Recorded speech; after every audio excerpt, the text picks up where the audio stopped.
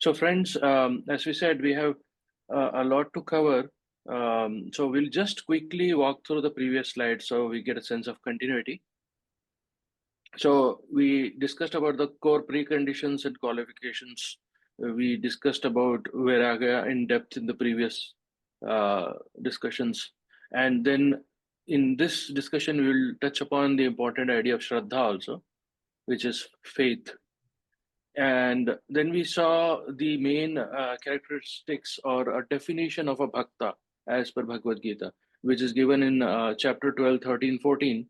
So he is free from malice, has uh, um, like he is equal-minded, is friendly, is compassionate, who has subdued his mind and senses, firm resolve, and has surrendered his mind, which is very important.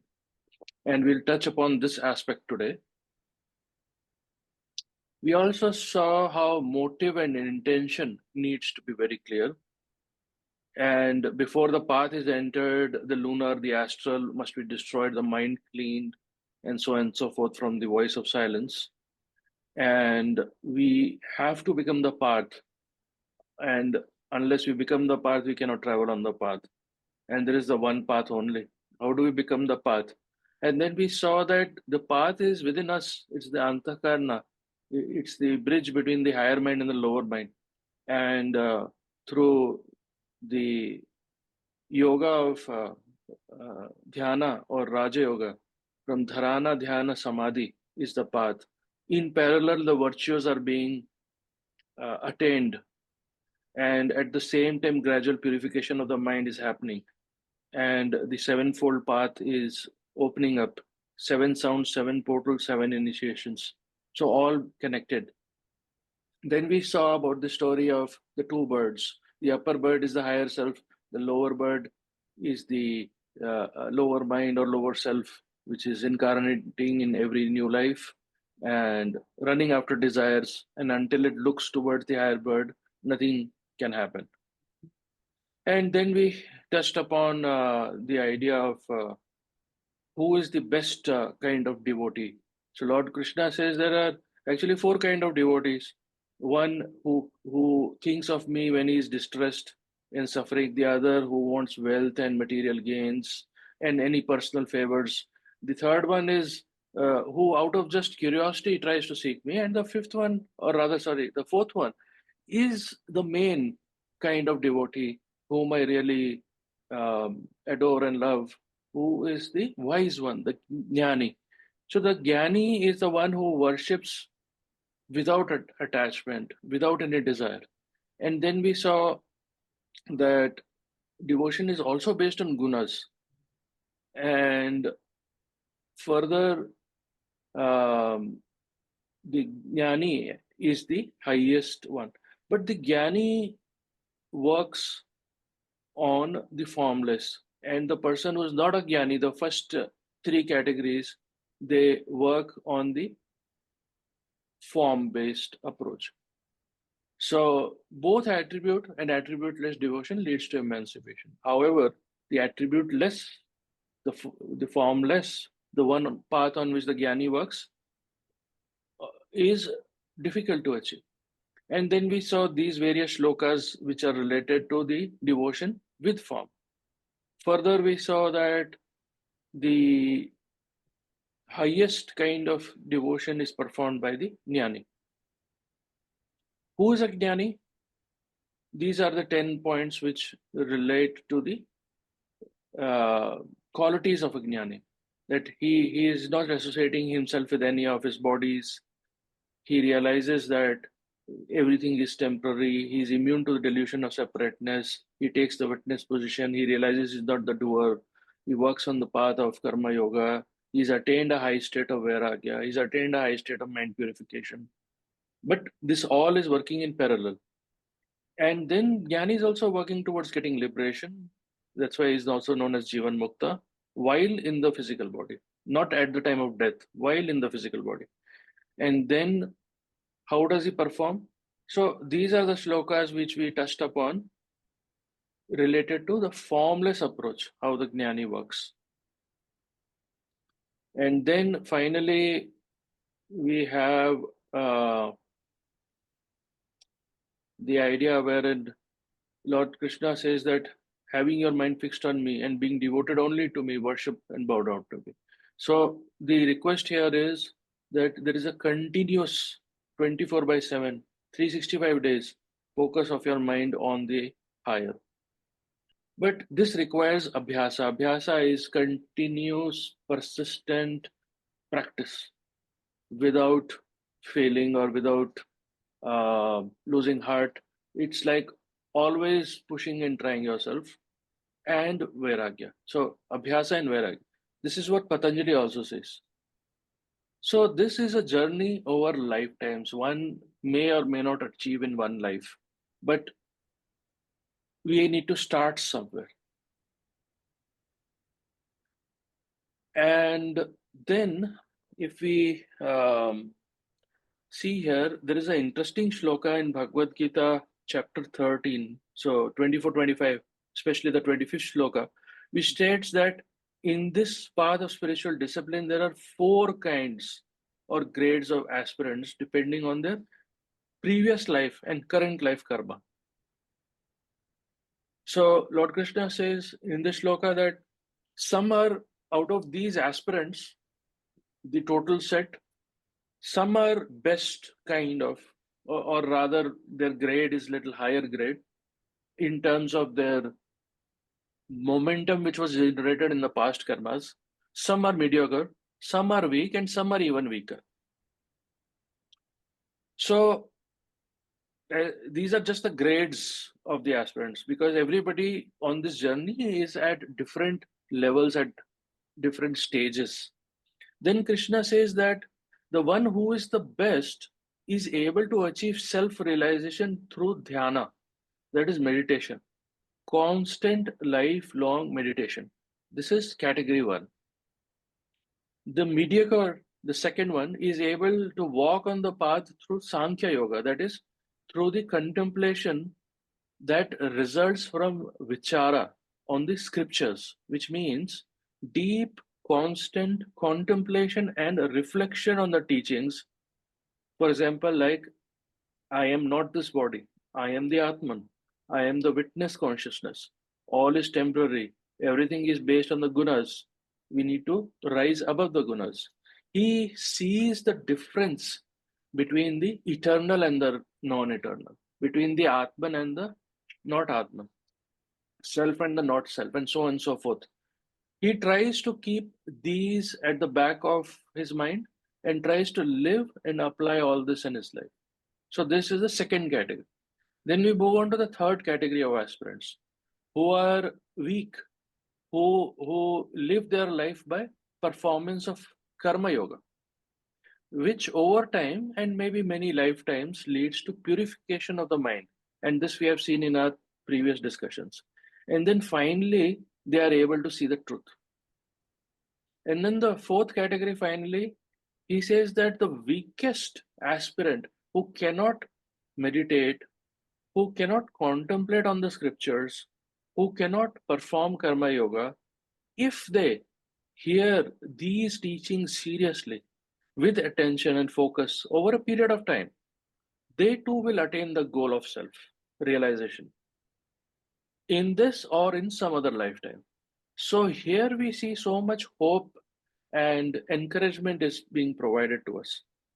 Now, in Shloka 240, chapter 240, what Lord Krishna says is that even if you put a little effort, even if you just hear and or read these teachings little by little, even a little effort when it is put in terms of a true spiritual endeavor, this will save you from great fear or great danger.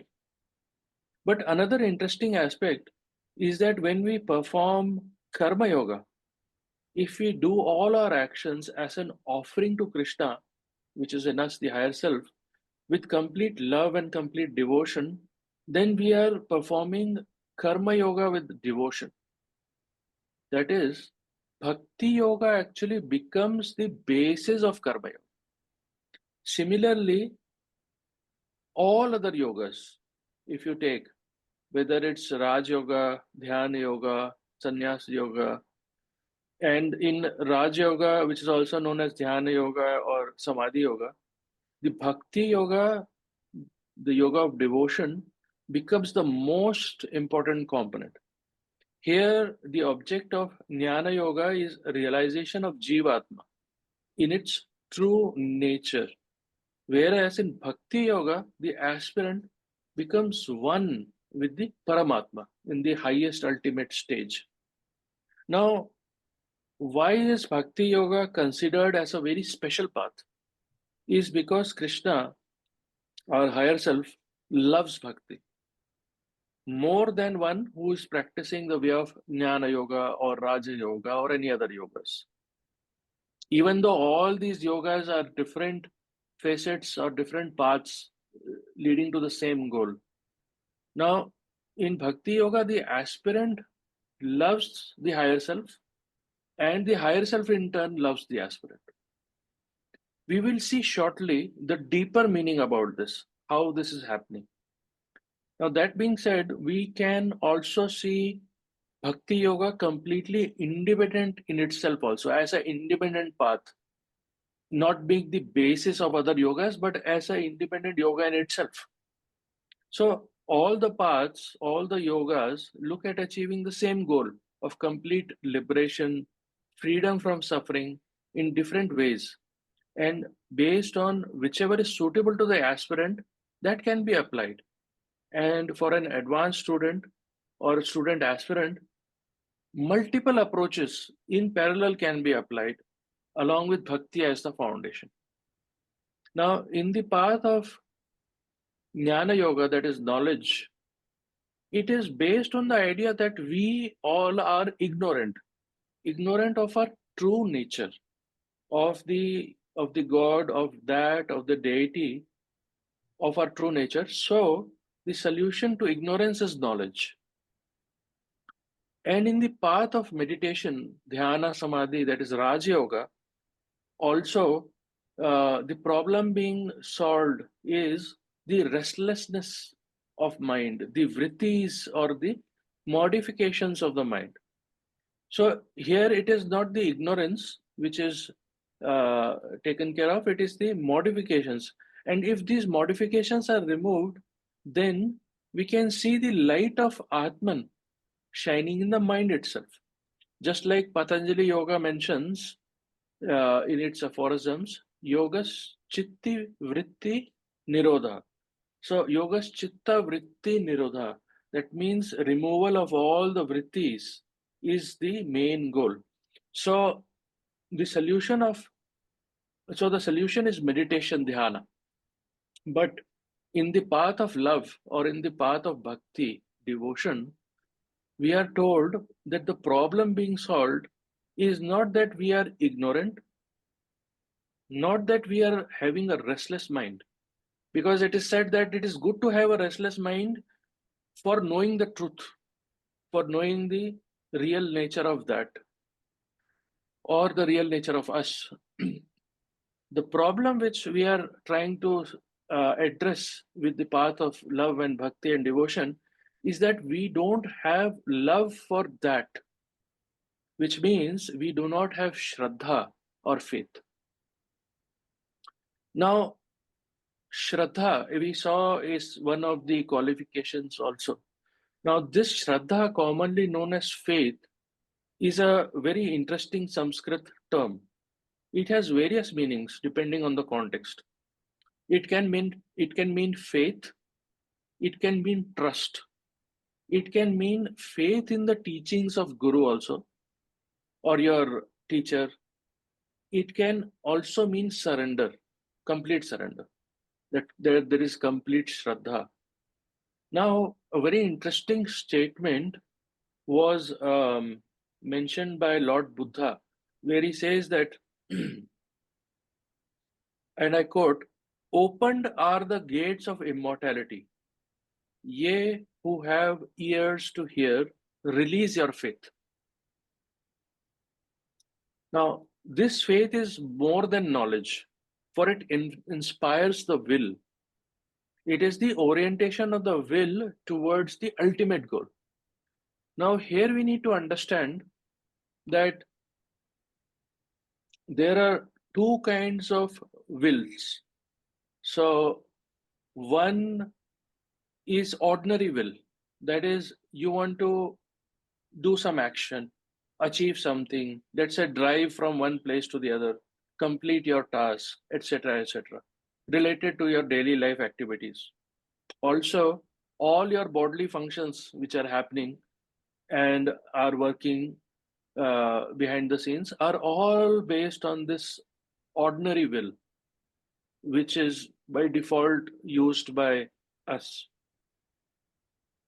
But then there is a higher type of will which is only activated when the person develops true unselfishness, when there is sincere desire to be guided by the higher self, when he or she suffers or enjoys whatever the higher self has in store without complaint, and when they live the life with knowledge and wisdom and realize that we are not this personality, none of the bodies.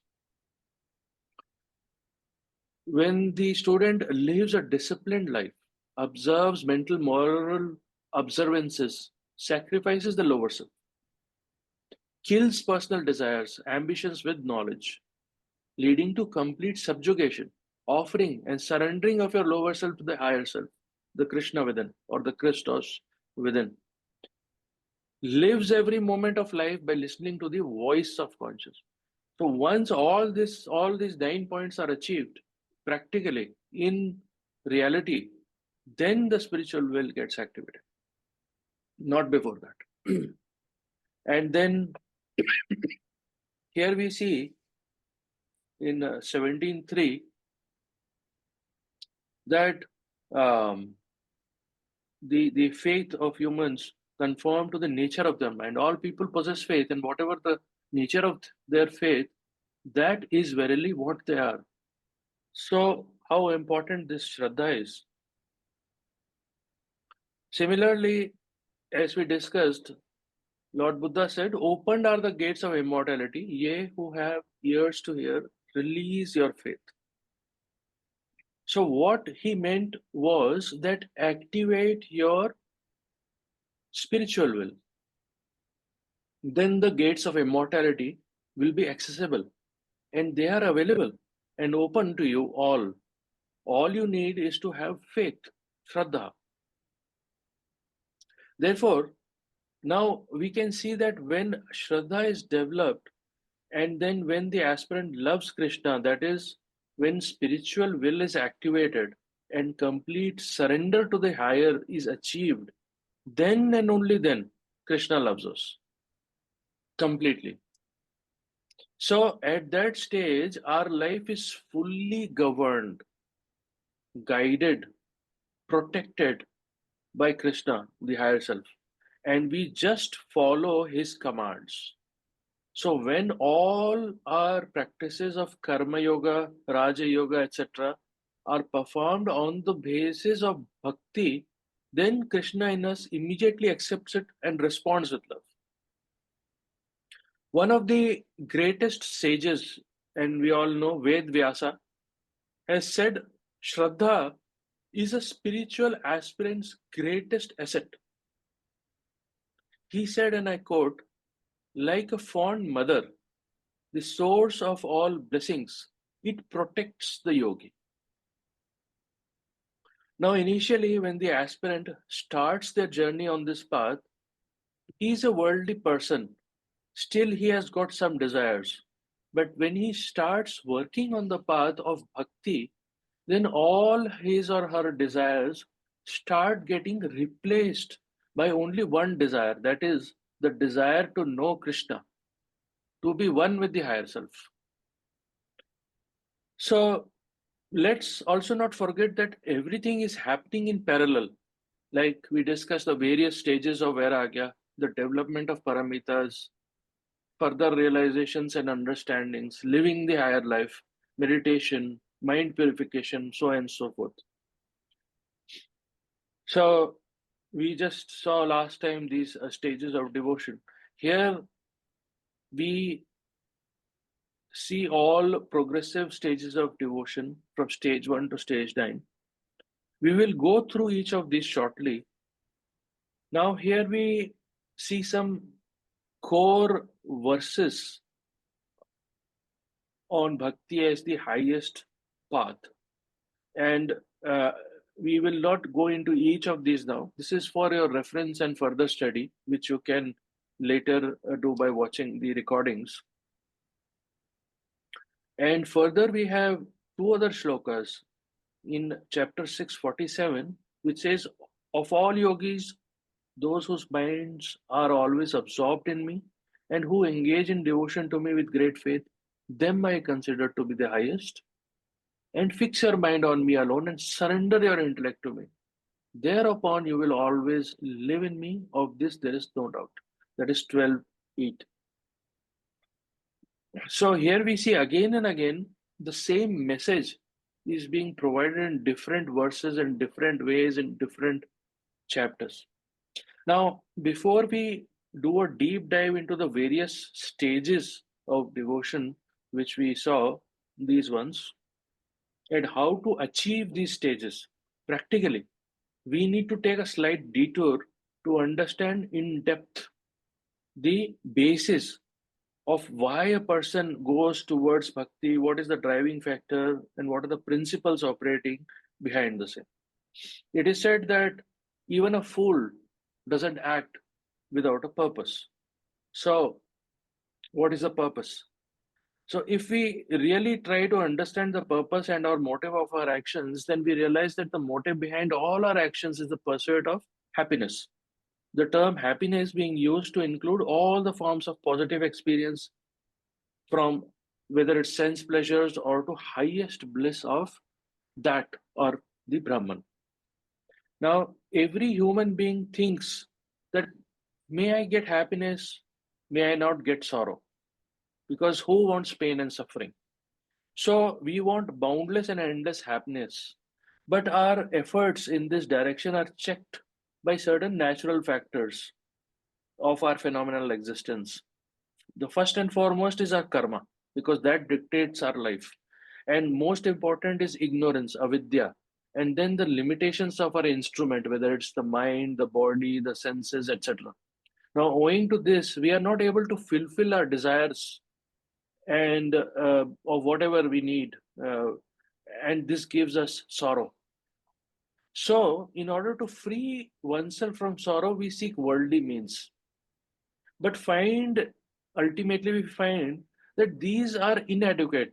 And then we are, after long or short time, depending on where we are in this journey, we realize that everything in this world is temporary. Everything, even our bodies, our families, our possessions, and we cannot find real happiness from worldly things. But an important thing happens then we observe the laws of happiness. So there are 5 laws of happiness which we need to understand. The first law states that all beings exist at different levels of consciousness, and for every level of consciousness, there is a definite and fixed degree of happiness. So, what does this mean? Now, we know that man is sevenfold. We have 7 sheaths, and each sheath corresponds to a vehicle and a principle. Now, hence, we have, for example, the astral vehicle and the astral principle, manasic vehicle and the manasic principle, so on and so forth. Each of these represents spirit and matter aspect, and they form a pair, which means the manasic vehicle is the matter aspect of manas, and manasic principle is the spirit aspect of the same, so on and so forth. Now, as per the first law of happiness, we can observe that at a time we exist at a particular level of consciousness. We are either conscious on the physical plane, that is Jagrat or waking state, or we are conscious on the astral plane, that is Swapna or dream state, and so on and so forth. And note that at each level of consciousness, we are able to achieve a fixed, definite degree of happiness only based on that particular plane or level of consciousness. Now, this vertical line which you are seeing shows that consciousness is traversing through all the planes. And when it is focused on one particular plane, then we are aware or we become aware on that particular plane. Now, each state of our consciousness also has a corresponding state with the macrocosm or the cosmos. So, we can actually traverse consciously through one or more of these states of consciousness. And that becomes our reality when we are, let's say, on astral conscious, the astral becomes our reality, and so on and so forth. Now, as we said, we have equal correspondence with the cosmos also. So, this diagram, which we had already gone through in our previous discussion, shows how this correspondence happens. So, the important point here is that we are mostly unconsciously switching between the various states of consciousness rather than consciously switching. However, we can consciously switch and we need to consciously switch. The Mahatmas can consciously switch their awareness on different planes at will, but for us it happens unconsciously. But at each level, there is a subtle level of happiness. And the maximum happiness which can be attained at a particular level is limited to the laws and nature of that level. So on physical, certain laws are there, and similarly on astral and the manasic and the buddhic and atmic and so on and so forth. So this leads to the second law, that the degree of happiness associated with each level or subconscious is independent of the external events. This means that as long as a person remains at a certain level of consciousness, he can get only the degree of happiness natural to that particular level only, whatever be the type of work he does or circumstances he is in. The nature of objects he encounters may vary, and so also his experience. But the degree of happiness he gets remains the same. So, for example, let's say when a person is hungry, he one person he eats Italian food, the other eats Thai, and the third person, let's say, eats Chinese. But the degree of happiness resulting from the appeasement of hunger is the same in each case. So each level or sub-level of our consciousness has a specific degree of happiness. As long as we remain at a particular level of consciousness, we get only its specific degree of happiness, and we cannot increase it by any external means. Now, this is a very important principle and forms the basis of karma yoga, which we have seen before. And unless we understand, we cannot grasp the deeper meaning of karma yoga, because work actually does not create happiness. It only brings out the happiness that is already within. But the degree of happiness thus aroused has nothing to do with the type of work we do. So when we understand this truth, we stop grumbling about our work and others and about competition and about jealousy, which vanishes from our mind, and we get mental peace.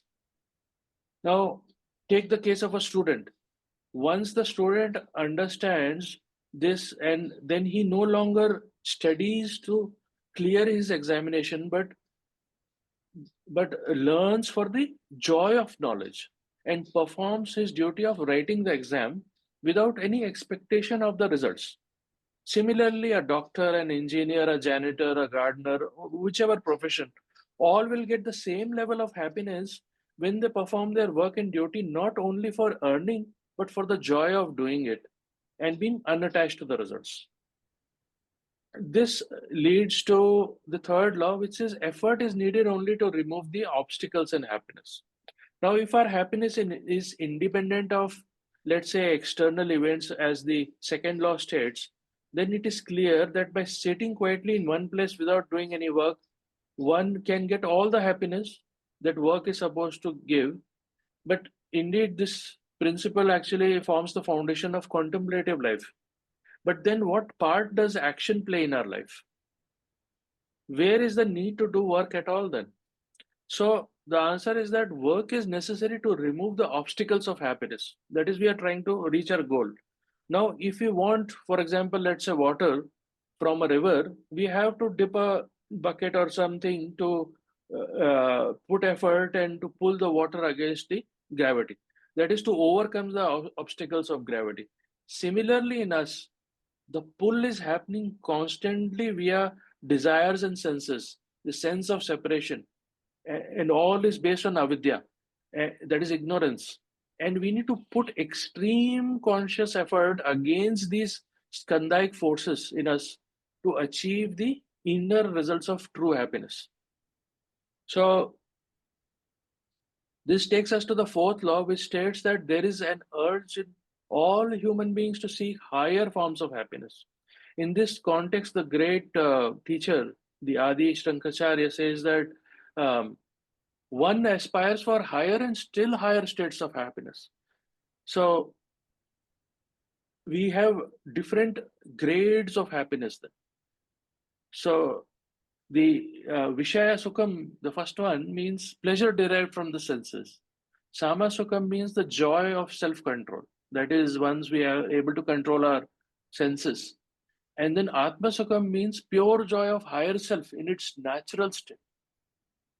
And then the highest one, in fact, the second one type of happiness, the Sama Sukham, the joy of self-control, is the Sarupa. Yeah. The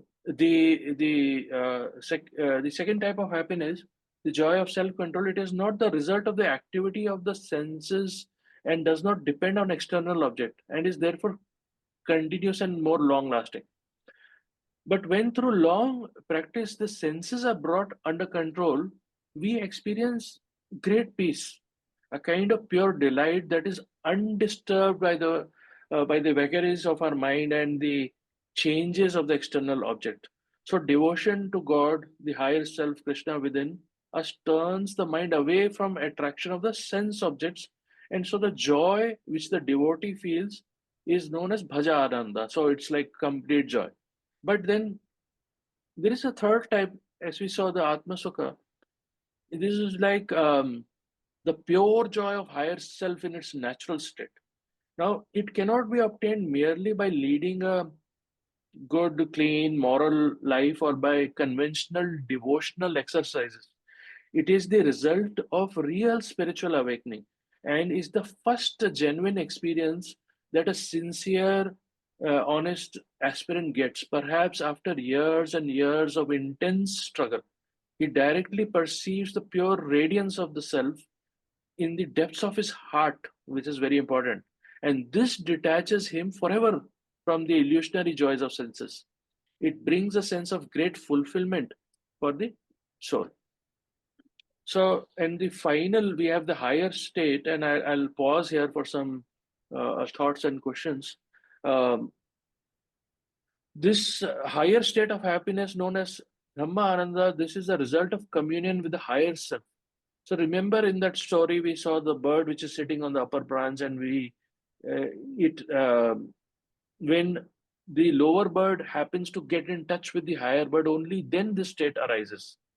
Here, the soul releases the infinite ultimate, or rather realizes the infinite ultimate reality and experiences boundless bliss. So unless and until we achieve this, we will never be satisfied by our search and will be continuously be searching.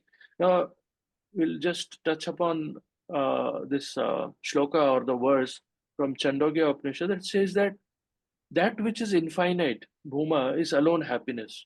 There is no happiness in anything finite. So ultimately, we have to reach and attain the highest state to achieve the highest happiness. And finally, the fifth law, in order to get the higher degrees of happiness, one has to bring about corresponding changes in one's consciousness. So we have seen that according to the first law, each level of consciousness has its own fixed degree of happiness. And that, according to second law, is independent of external events. Now, the fifth law says that higher forms of happiness, different grades of spiritual bliss, cannot be obtained all of a sudden by a quantum jump, but only by bringing about transformation in the I consciousness. And that transformation happens by the process of raising our consciousness, which is the goal of Bhakti Yoga. And we'll see further how that happens. But we'll pause here in the interest of time, and we'll go around the room if we have any contributions, thoughts, ideas.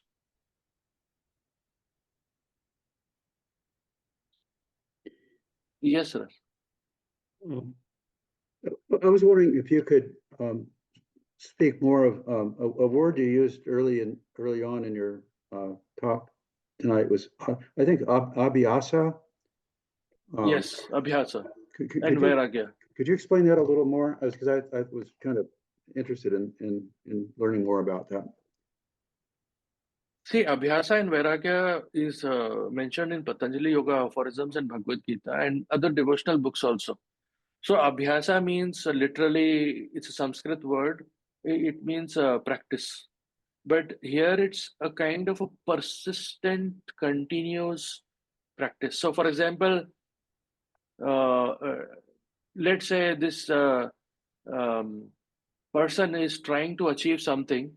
Let's say there is a gentleman who is trying to abstain from smoking. He really has this desire to abstain from smoking. He knows that it's not good, but he's been smoking for, let's say, last 20 years.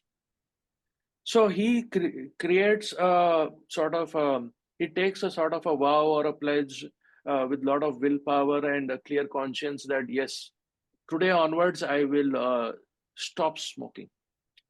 He continues to not smoke for the entire 3 days, but the fourth day he slips. And he let's say takes one puff again, but then he feels that no, I have failed, but then he doesn't lose hope. Then he stands again and he again pushes himself and he says, this time I will achieve it, come what may. He pushes himself continuously and he keeps his mind on higher thoughts. He doesn't let his mind go towards smoking. So what happens is he's replacing the idea of smoking with other thing. So these old skandhas are being replaced by new skandhas. And whenever, let's say, he feels like smoking, he goes and eats some fresh fruit. So he is changing his habit consciously. But this time what happens is he fails after 3 weeks because he was in a company of friends who were smoking and he felt like smoking. So he took another cigarette. But then he again tells himself that I am going to break this habit. And he has very strong determination and will again. And this time he is able to continue his promise for the next 1 year and so on. And like that, ultimately he comes out of it. So this continuous, persistent effort, whether we fall 100 times, is abhyasa. Thank you. Yeah, if I may add, abhyasa becomes your habit. Absolutely. It becomes an ingrained part of you. It creates a new skandha, wherein even if you face millions of challenges and fall trillions of times, you stand up again. And that's what the masters say. Try, try, try. Keep trying. Even if you fail, it's not important, or you should not regret that you fail. What is important that you really honestly are putting in effort. That honest, real effort, continuous effort is abhyasa.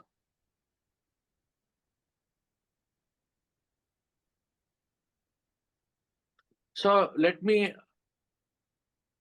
ask this, that in terms of bhakti, what are your thoughts? I mean, if we were to just summarize it in a few lines. We have not completed the entire discussion about bhakti. There's a lot of other things too. But before that, let's see what our understanding is. If we may go around the room. Maybe Debojit, if you would like to start. Bhakti, which is devotion. So I would say unconditional devotion, whatever, as we were seeing some of the slides, having full faith and devotion to Krishna, not questioning any of the things, the objections or our beliefs or faith and all that, but putting our entire belief and devotion in him.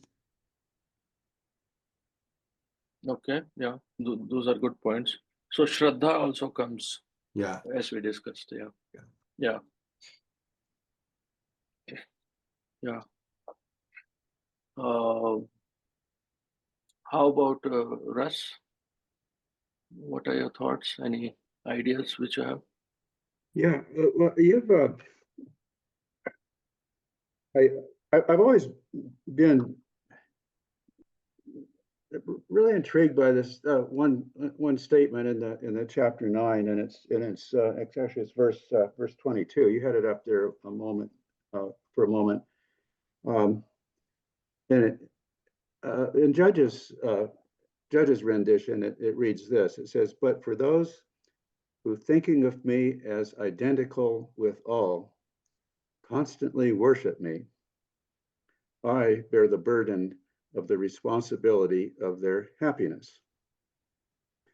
And that's and then another translation I have, it instead of happiness, it says, well uses the word welfare, and I ensure their welfare. And the Sanskrit term, I guess, is yoga shema. But well, you've talked quite a bit about happiness, but this has always struck me as being representing. I mean, to really take this to heart, it's a big leap, because most of us, I think, somehow associate our sense of well-being, our welfare, our security, or happiness with our material security. If we have enough in our retirement account, and if we have enough, if our car is running well, and things are going right in our earthly life, and it's hard to make that leap. I mean, I'm kind of reminded of that famous saying by I think St. Augustine, where your famous prayer where he says, "Oh Lord, make me chaste and pure, but not yet." I mean, it's hard to let go of our sense of well-being that is associated with our physical well-being, and imagine or think that we can ever be happy without that. Exactly. Yeah. I mean that's I think where the I think the abhyasa, the practice, and the faith come in. I mean, to actually for that to become real to us, I think it takes a lot of work. Absolutely. That's a very important point which you mentioned from the practical living perspective. But remember, the turning point was Vairagya. Vairagya is one of the very key important factors. And like we discussed today, what's happening is, because we are sevenfold, and each fold is having a spirit and matter aspects, and we can switch our consciousness. So in one of the articles, I don't remember which one, WQJ mentions that, and it's related to the aphorisms of karma, that if we switch our consciousness from, let's say, physical to manasik, and in manasik also we have 7 levels. So see, each having 7 subdivisions. So in manasik also will have the higher manasik, lower manasik, and so on and so forth. Now just imagine page 200 diagram. You have the 4 rupas and the 3 arupas. So 4 plus 3, 7. Now if you were to apply each page 200 diagram in each of these circles or in each of these planes of consciousness, you would have a 7-fold. So the example which was provided by WQJ was, let's say you are having intense pain and suffering on the physical plane because of, let's say, some physical problem, disease or something. So your focus and awareness and consciousness is on physical plane, wherein you are experiencing this extreme pain and suffering. Now, guaranteed and agreed that you are facing and experiencing that pain. But what if you switch consciously with willpower, with Shraddha, your consciousness, awareness on the Manasic plane and also higher Manasic plane? How do you do that? By constantly contemplating on higher thoughts, on Krishna, and so on and so forth, and all the teachings that you are not this body, that you are none of these 7 bodies, that you are none of these 7 into 7 bodies. You are that, you are Atman, you were never born, you shall never die. It's just you have taken this body or set of bodies. As you wear a shirt, like that you have taken this leather shirt, which is your physical body. So, and all the teachings and applying karma yoga, Raj yoga, living the life. So your activity is mostly happening on the manasic plane. Even though you are feeling that pain and suffering, but you have raised your level of consciousness, because of that very act, your suffering will reduce, because wherever the focus is, wherever this arrow is focused, that's where the karma starts flowing. So if your karma was flowing on the physical with very high intensity, it's not that you are escaping your karma, but you can also think of this as a different aspect of the aphorism of karma. So you are not running away from karma, you are not escaping karma, you are not nullifying karma. Karma is flowing, which is whatever is due to you is happening. But instead of happening on this plane, it starts happening on the manasic plane. So in manasic plane, you start thinking. And in Sanskrit, the word is chintan. So you start contemplating, you are doing vichara, reflection, and that's where you start realizing things with lot of effort, even though physical pain is happening. Now, Lord Krishna, when it says that those persons in 9:22, which you mentioned, those people who have no other object of vision, who thinking of that innermost self, sees me everywhere. For them, I arrange for the acquisitions of what they lack and preservation of what they have, which is yoga kshemam. So what's happening is you have not theoretically understood only, but you have realized after understanding. Truly in your deep down in your heart, you have realized that I am not this body and none of these people I see around me are these bodies. We all are Atman and the Atman is same. So you see the Krishna in each one, whether it's animate or inanimate. You see the substratum, the adhisthana, the foundation of everything as that. Your perspective, your attitude, your personality, your behavior, thought, speech, action, everything changes because of that. And that's when it truly happens. Vairagya also comes. And that's when Krishna says that I will take care of you. because your karma actually alters. So with this high level of right intention, right motive, and right living, the intensity of your karma itself changes.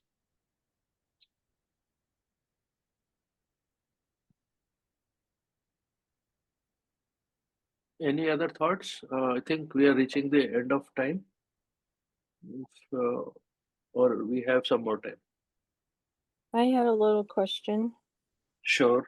I was wondering, by looking at the diagram of how the physical is a perfect circle, and then there's sort of an egg shape starts to take form, and then it sort of then starts to, the egg becomes more, it widens. Is that just the drawing, or is there any meaning behind the shape corresponding to the states? Like the astral is one shape, the prana. Yeah, that's a good point. Actually, when I do this, it was just the convenience of drawing and putting it all as a concentric circles, but some became an ellipse and some became a circle. But the idea is that um, so think of it as a field. Every level of consciousness is a field. So you can think of it as electromagnetic field also, just to make it simpler. So we have a field around us, and we have multiple levels of fields and multiple levels of consciousness. And the important thing to understand is that in the physical world, when we are talking to each other, when we are experiencing this world, we see the whole world around us and we are interacting it. Similarly, we have an astral body, and the astral body is in the astral world corresponding to the cosmos. And we have an astral senses, and we have astral experiences, so which we are not aware of. Similarly, on the other higher planes. So that is something which we need to understand and start exploring.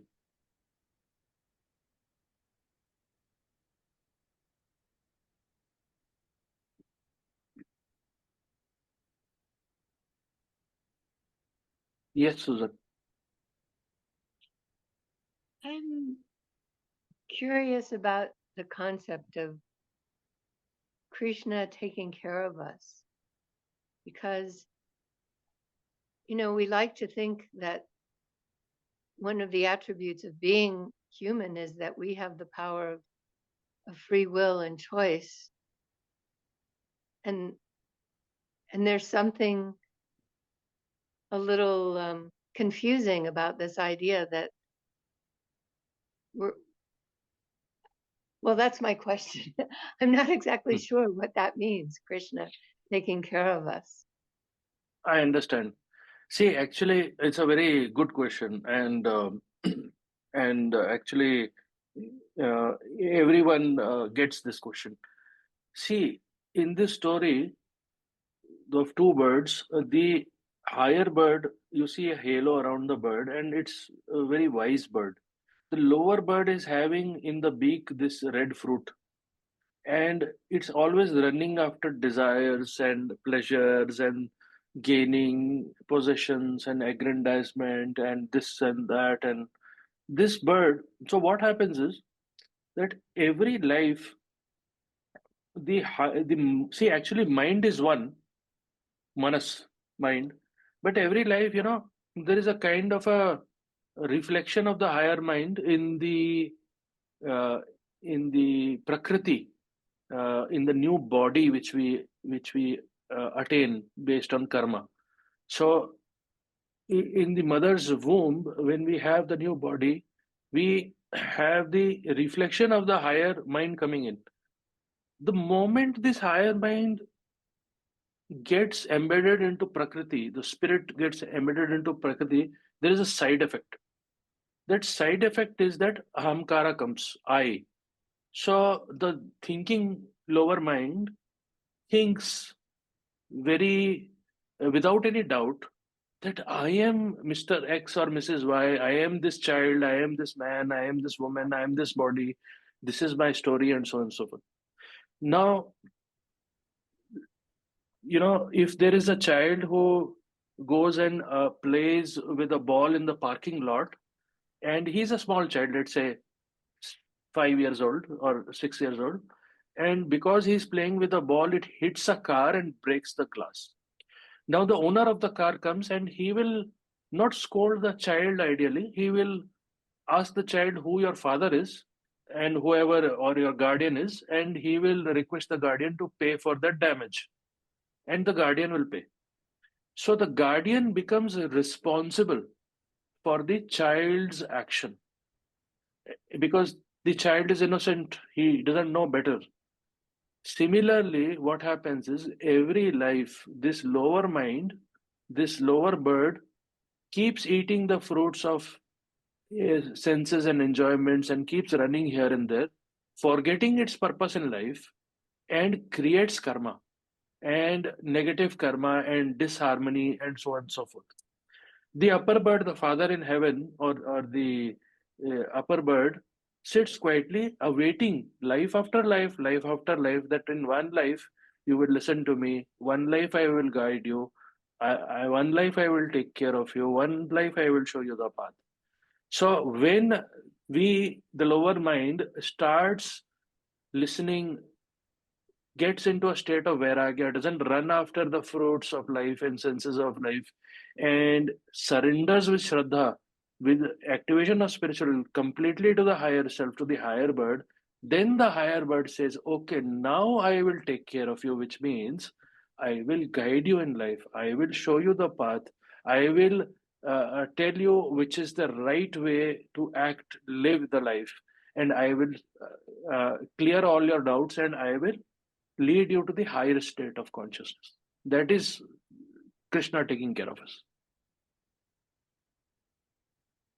Yeah, because would these material be available after the class if you want to put some more thoughts and review them again? Yes, for sure. Actually, the Teachable website, as you know, Jerry mentioned that we have not continued the subscription. So we are planning to put it on Universal Theosophy website shortly. Okay. And I will share that link. If that takes some time, I will put it in a maybe Google Drive or a cloud drive and share with all of you, so you can just download the slides and the recording also. Thank you. Yeah, thank you. So hope this clears that how Krishna takes care of us. It's not Krishna taking care of us in any material sense, because when we are talking about the complete different dimension, because the whole purpose of life is not eating, sleeping, merrymaking, and etc. It's the realization of the truth. Yes, Susan. Well, from what you just said, and that was a very helpful analogy, it seems that um, it's a dual action. I mean, your conscience speaks to you, but you have to make the choice to obey it, or there are things that are pointed out to you, but you have to choose to go in a particular direction or to take advice. So it's a reciprocal relationship, it sounds like. Absolutely right. And the higher bird or the higher self for Krishna is always, from life after life, waiting for us to take the first step. The doors are always open. It's we who are deluded, who are sleeping, we who are lost. That's the problem. And now the whole game change happens with the spiritual will activation. Once this spiritual will activation happens in our life, truly, honestly, this realization, this actual practical will activation happens, then your whole personality, your whole life, everything will change. But see, it's not easy. I mean, is it easy to become completely, truly unselfish? You see the whole world as your family. Everybody is yours. You have no bias towards anybody. There is sincere desire to be guided by the higher self. You have so much intense desire that you really want the higher self, the Krishna, the Christos, the one being, the higher being, the one pure consciousness, to take charge of your life, to control, guide. That yearning is of the highest intensity. Whether now in life ups and downs are there. Let's say you have lot of pain, suffering, or you're going through some disease or some challenging times. Your heart will break and you will not have that much dedication or that much intense desire, because pain breaks us. So you reach a stage where whether it's happiness or joy, pain or suffering, ups and downs, money, no money, food, no food, roof, no roof, whatever is your situation, you have full trust on the higher self. And you realize that I am going through this situation because I am responsible, and I have to learn and realize something. That is why the higher self is making me go through this. The moment I realize the lesson which needs to be learned in the school of life, this situation will dissipate because there's no purpose of that situation anymore. So your whole attitude changes, even if you are suffering in the eyes of others, but you will have a smile on your face. With knowledge and wisdom, realize that we are not this personality. Is it easy to do that? We always, HPB Blavatsky has said many times that we are constantly deceiving us. Because every second, every moment of our life, all the thoughts which are going in our mind and actions and speech is based on the understanding that I am Mr. So-and-so or Miss So-and-so, and this is my situation, this is my life, this is my story. From that point, you are performing everything, planning for the future, considering the present situation. So you have to kill your personality. But how does personality get killed? You're not suppressing it. It is based on knowledge. And then so on and so forth, disciplined life and moral observances and subjugation of the lower self, and so on and so forth. How about Srinivas? Do you have any thoughts, contributions, ideas to contribute? No, I've not attended all the lectures, but I find it very interesting. And I'm trying to learn what I can from this. Thank you very much. Thank you. Miriam, how about your idea about Bhakti and what we discussed today? What occurred to me, I think may have already been touched on, was at one point, so the door is never closed. In other words, you're saying that there's the higher self, that's always there to when a person seeks that. But it just seems like, I think another student pointed out, you could postpone it because it's uncomfortable to try to leave your habits. That's all. Yeah, that's a practical observation, because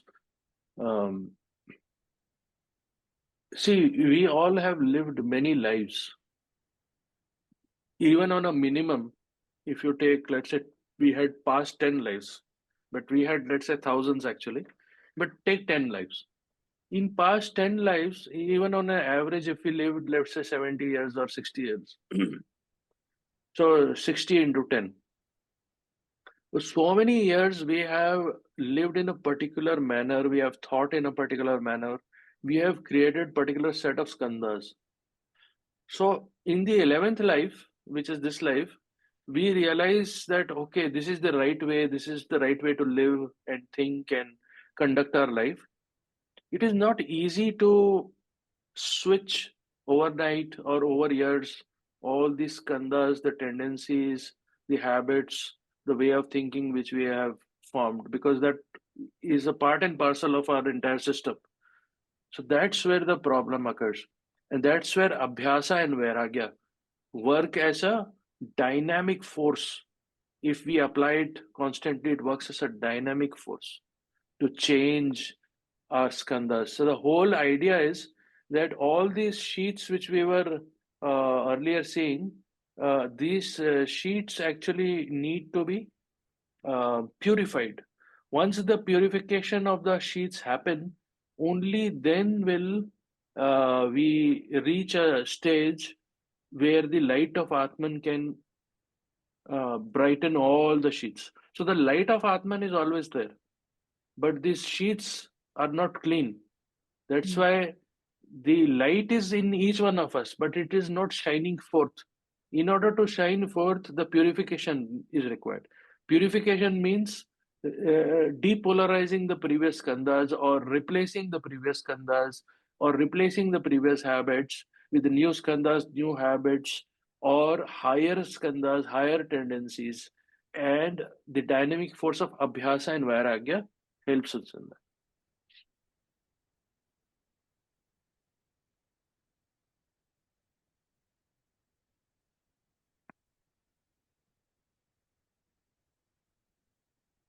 So I think I didn't discuss it. Craig, would you like to share your thoughts before we move on to the next topic? Just briefly, thank you. I've always been kind of puzzled by this statement that HPB has on volume 2, page 59, footnote, short statement: faith without will is like a windmill without wind, barren of results. Well, how can we understand that little quote in the light of our discussion today? Yeah, that's a very interesting quote. Thank you for bringing that.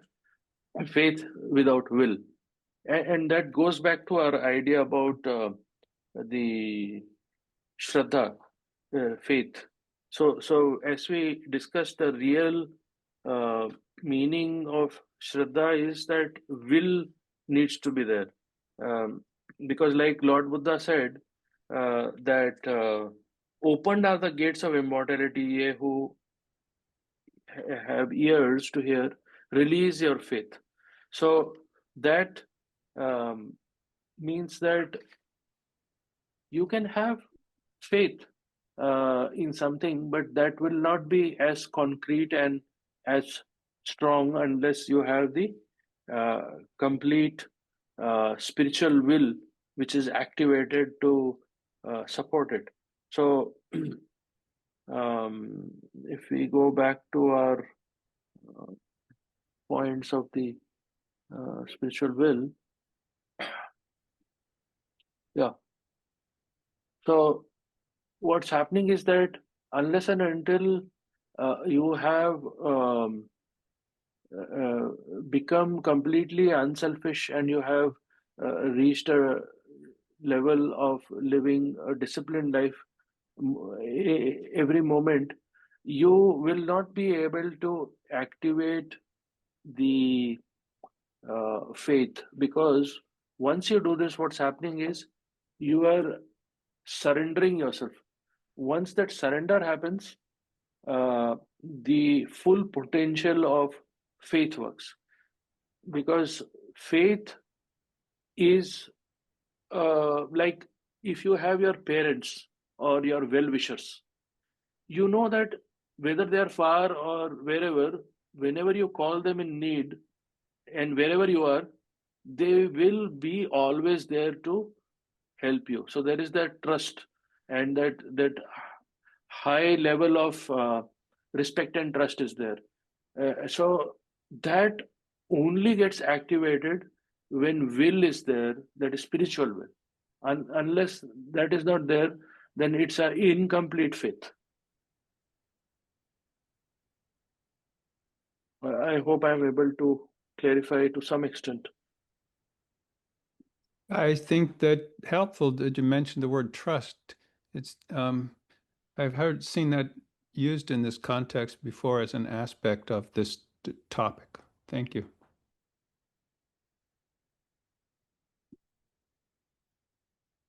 Yeah.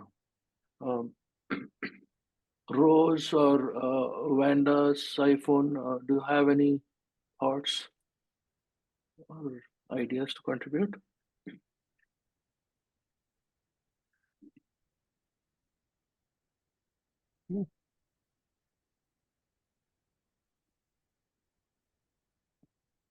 Okay. So if not, then we can touch on some other ideas before we close. I think we have 10 more minutes. So we saw the laws of happiness, and then we saw how the various principles and principles of man, solar system, and cosmos are corresponding. So this diagram is with respect to the Mandukya Upanishad, which describes the self of man as having 4 dimensions. The lowest is Vaishvanara, or the sense-bound self. So Vishwa or Vaishvanara, and which animates the gross physical body. So physical body, Jagrat state. Jagrat state means awaking state. Awaking state means hall of ignorance. Higher than this is Tejasa, which dwelling in the Vijnanamaya Kosha, it supports the subtle or the astral body. So this is a physical body, then the Linga Sharira astral body, corresponding Swapna, and the macrocosmic state of Tejasa, corresponding hall of learning. Higher than this is Prajna, which is identical with the causal body. So Prajna, causal body, the Karana Sharira, state is Sushupti, which is a deep sleep, and hall of wisdom. In the last and the highest dimension of the self, the distinction between the individual and the cosmic is lost. So if you go above this, that is, you are getting to a higher level of consciousness, which also leads to the arupic states. You are actually reaching the state where you are losing your identity. You are becoming one with that. So your subject-object relationship is no longer there. And that state is also known as, in Sanskrit, as Sat Chit Ananda, or existence consciousness bliss.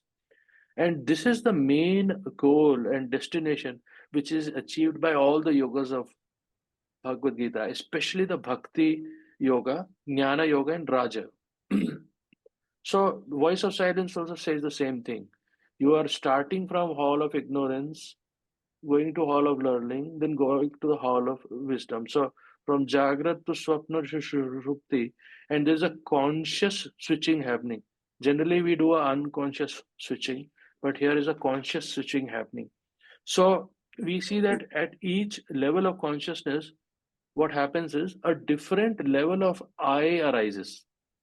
So here in the physical body, in the awaking state, the I we have is based on the awareness of we are this body and so on and so forth. But at a different level of self-awareness, it arises based on discrimination, devotion, and detachment. That is, with Viveka, Bhakti, and Vairagya, when we traverse, we have a different view. Because once you have Vairagya, you don't associate yourself with this physical body. You start associating yourself with that. And that, as we saw in one of the shlokas, which is 922, those persons who have no other objects of vision, who thinking of that innermost, see me everywhere.